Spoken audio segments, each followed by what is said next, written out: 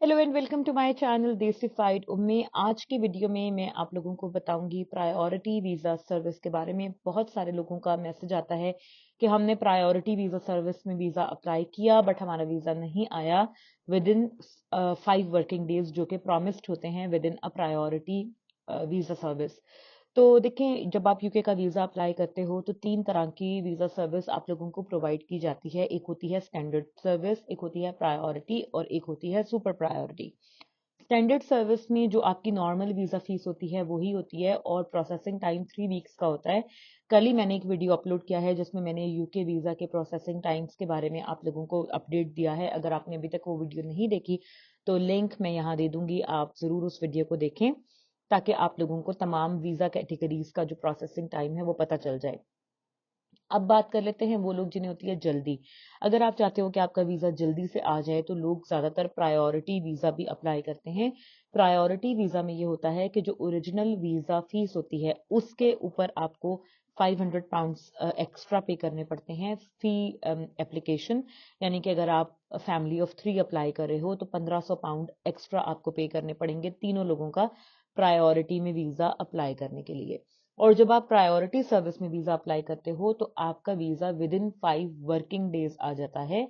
और इन्होंने ऐसा लिखा हुआ है कि अगर आपने अपना वीज़ा जो है वो वीकडे में फाइल किया है तो फिर तो आप काउंट कर लो वीकडेज, बीच में वीकेंड काउंट नहीं होगा। और अगर आपने अपना वीज़ा वीकेंड पे फाइल किया है तो जो नेक्स्ट वर्किंग डे होगा उस दिन से आपकी वीज़ा की प्रोसेसिंग शुरू होगी। अब सवाल ये पैदा होता है कि बहुत सारे लोग जो स्टूडेंट वीज़ा पे आ रहे होते हैं वो प्रायोरिटी सर्विस लेते हैं और मैं हमेशा स्टूडेंट्स को मना करती हूँ प्रायोरिटी सर्विस लेने के लिए। तो मुझे बहुत ज़्यादा लोगों ने अभी ये पूछा कि आप ऐसा क्यों कहते हैं कि भाई स्टूडेंट्स को नहीं अप्लाई करना चाहिए या स्टूडेंट डिपेंडेंट्स को नहीं अप्लाई करना चाहिए। देखें, आप अपना इतना सारा पैसा वेस्ट करते हो, ठीक है। अगर आप 500 पाउंड भी लगा रहे हो तो अगर आप उसको कन्वर्ट करो, आजकल पाउंड का रेट 340 रुपए चल रहा है पाकिस्तानी, तो आप खुद ही देख लो कि आपके कितने पैसे बन जाएंगे 500 पाउंड। ठीक है, तो आप जब इतने पैसे देते हो 98% ऑफ टाइम्स ऐसा होता है कि स्टूडेंट्स और स्टूडेंट डिपेंडेंट्स का प्रायोरिटी वीज़ा 5 वर्किंग डेज में नहीं आता। उसकी वजह है, अगर आप gov.uk की वेबसाइट पर भी जाओगे तो उन्होंने यही लिखा हुआ है कि प्रायोरिटी वीज़ा सर्विस वो तमाम वीज़ा कैटेगरीज के लोग अप्लाई मत करें जिनकी डॉक्यूमेंट वेरिफिकेशन होनी है। ठीक है, तो स्टडी वीज़ा एक ऐसा वीज़ा है कि जिसके अंदर आपकी डॉक्यूमेंट्स वेरिफिकेशन बहुत स्ट्रिक्टली से होने लगी है अब, खास तौर पे पिछले 2 सालों में। पहले शायद इतनी सख्ती से ना होती हो बट अब बहुत ज्यादा सख्ती से होती है बिकॉज स्टूडेंट्स बहुत ज्यादा जा रहे हैं। तो और कुछ वो वेरीफाई करें या ना करें लेकिन आपकी बैंक स्टेटमेंट वो लाजमी वेरीफाई करते हैं। आपके फाइनेंशियल डॉक्यूमेंट्स होते हैं, आपका कैश लेटर होता है, बहुत सारे सपोर्टिंग डॉक्यूमेंट्स होते हैं। आप इसको ऐसे समझ लो कि जितना ज़्यादा आपकी वीज़ा एप्लीकेशन कॉम्प्लिकेटेड होगी, जितना ज़्यादा सपोर्टिंग डॉक्यूमेंट्स आपके चाहिए होंगे वीज़ा एप्लीकेशन के साथ, उतना ही आपका जो चांस होता है प्रायोरिटी वीज़ा सर्विस अवेल करने के बाद विद इन 5 डेज वीज़ा आने का वो कम होता है। प्रायोरिटी वीज़ा सर्विस उन वीज़ा कैटेगरीज के लिए अच्छी है कि जिनके अंदर इतने ज्यादा सपोर्टिंग डॉक्यूमेंट्स रिक्वायर्ड नहीं होते, जैसे कि आपका विजिट वीजा। अगर आपकी कंट्री में विजिट वीजा के लिए प्रायोरिटी की सर्विस अवेलेबल है तो आप उसको अवेल कर सकते हो। आई थिंक बीच में इन्होंने बंद कर दी थी कोविड के टाइम पे, तो अब आपको दोबारा से रीचेक करना पड़ेगा कि अवेलेबल है या नहीं है। बट ऐसी वीजा कैटेगरीज जिनके अंदर आपके डॉक्यूमेंट्स की इतनी वेरिफिकेशन नहीं चाहिए तब आप उसको यूज कर सकते हो। बट ऐसी तमाम वीजा कैटेगरीज जिनके अंदर डॉक्यूमेंट वेरिफिकेशन बहुत ज्यादा होती है, उसमें आपका वर्क वीजा आ जाता है, आपका स्टडी वीजा आ जाता है, आपका स्पाउसल वीजा आ जाता है, इनके अंदर आप प्रायोरिटी सर्विस मत लें क्योंकि आपके पैसे वेस्ट होते हैं। बहुत सारे स्टूडेंट्स ये गलती करते हैं कि ले लेते हैं, उसके बाद जब उनका वीजा नहीं आता फिर वो परेशान होते हैं, फिर वो मैसेजेस करते हैं। तो मैं हमेशा यही रिकमेंड करती हूँ कि आप लो ही ना, स्टैंडर्ड में ही वीजा अप्लाई करो, क्योंकि इतने पैसे लेने के बाद भी आपका वीजा तो स्टैंडर्ड टाइम में ही प्रोसेस होना है और आपके पैसे तो आपको रिफंड नहीं होंगे। ठीक है, तो इसलिए बेहतर है कि वही पैसे आप सेव करो और यहाँ पे यूके आने के बाद आपको वो पैसे हजार तरह से काम आएंगे। आपको घर लेना होता है, ग्रोसरीज होती हैं, ठीक है, आपका रेंट होता है, फिर आपका ट्रांसपोर्ट होता है। तो वही पैसे आप वेस्ट करने के बजाय उन्हें आप सेव करके साथ ला सकते हो और यहाँ पे स्पेंड कर सकते हो। तो प्रायोरिटी वीजा वैसे तो 5 दिन में आना चाहिए पर नहीं आता। आजकल बहुत सारे स्टूडेंट्स ऐसे हैं जिन्होंने अप्लाई किया हुआ है जिनका वीजा नहीं आ रहा। तो देखें आप लोग अब वेट ही कर सकते हैं। अगर आपका 5 दिन का टाइम गुजर गया है तो आप पेड इंक्वायरी कर लो। पेड इंक्वायरी करके आपको पता लग जाएगा कि आपका वीज़ा क्यों नहीं आ रहा। बहुत दफ़ा एम्बेसी इंटरव्यू कॉल होता है इसलिए नहीं आता।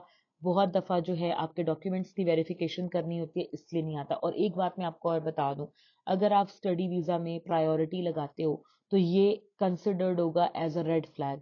बिकॉज एम्बेसी जो होते हैं ऑफिशियल्स वो इस चीज़ को ऐसे देखते हैं कि एक बंदा जिसने स्टडी वीज़ा पे जाना है, और जबकि आपको पता है कि आपके डॉक्यूमेंट्स की वेरिफिकेशन होती है। जब हमने एक चीज़ बताई हुई है कि आप प्रायोरिटी वीज़ा अप्लाई मत करें अगर आपके डॉक्यूमेंट्स की वेरिफिकेशन होनी है, तो इन्होंने प्रायोरिटी में वीज़ा क्यों लगाया है?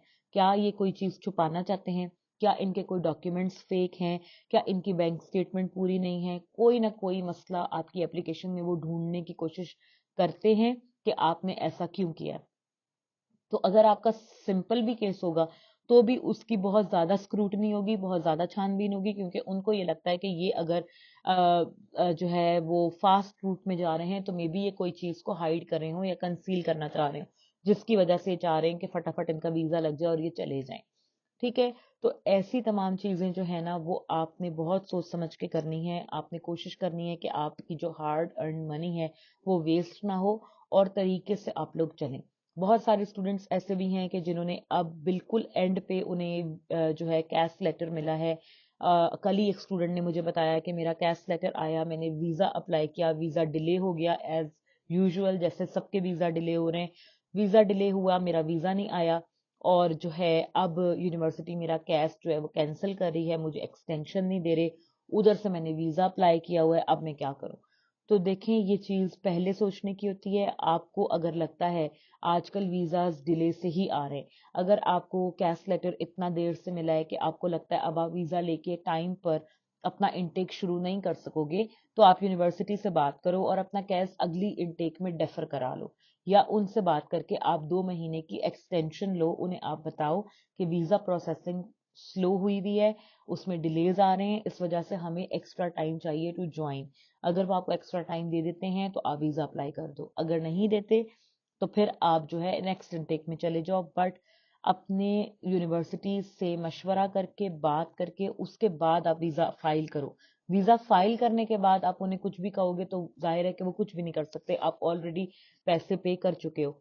और फिर बहुत ज्यादा स्टूडेंट्स का इस दफा बहुत ज्यादा हुआ है कि कैश विड्रॉ हो गया वीजा आने से पहले, या वीजा लेके जब पहुंचे तो with in 2 days cash withdraw कर लिया यूनिवर्सिटी ने। तो आपको इन चीजों से बचना है और कोशिश करनी है कि टाइम पे सब काम आपका हो। अगर आपको लगता है कि डिले का शिकार हो जाएगा या नहीं मिलेगा, तो आप कोशिश करो कि आप नेक्स्ट इनटेक में आ जाओ। तो ये सारी चीजें आज प्रायोरिटी और सुपर प्रायोरिटी से रिलेटेड मैंने आज बतानी थी, क्योंकि ये हाईएस्ट जो क्यूरी मुझे आती है वो इसी बारे में आती है, तो मैंने सोचा आज आपके साथ इसको शेयर कर लूं।